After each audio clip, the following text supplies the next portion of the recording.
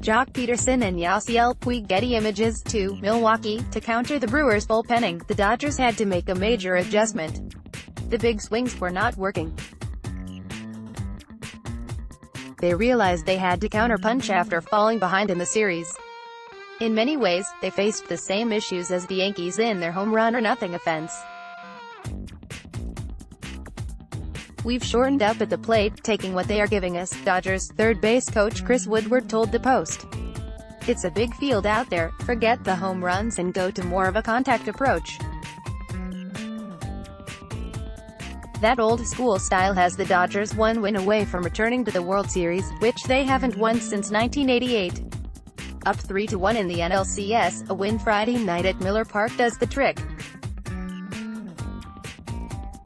Up and down the Dodgers lineup, the emphasis has been on driving the ball into the gaps instead of driving the ball over the fence.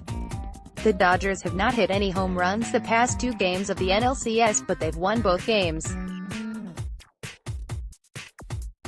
"Their bullpen is really good," said Yasiel Puig, who came off the bench to pick up 2 hits in the Dodgers' 5-2 win over the Brewers on Wednesday at Dodger Stadium. The Dodgers also think they can make the Brewers' shift work for them. When was the last time you heard that? The Dodgers' depth is helping to lead the way.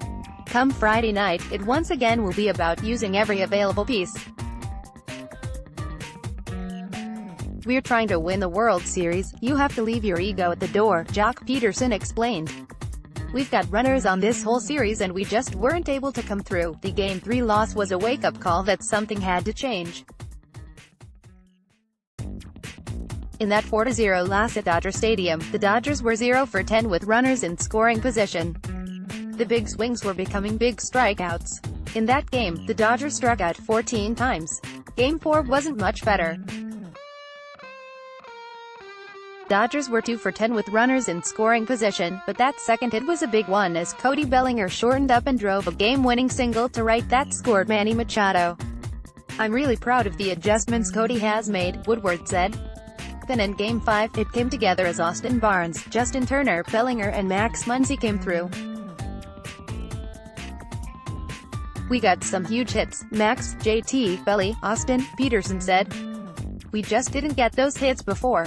This shows you have to grind it out to win a game.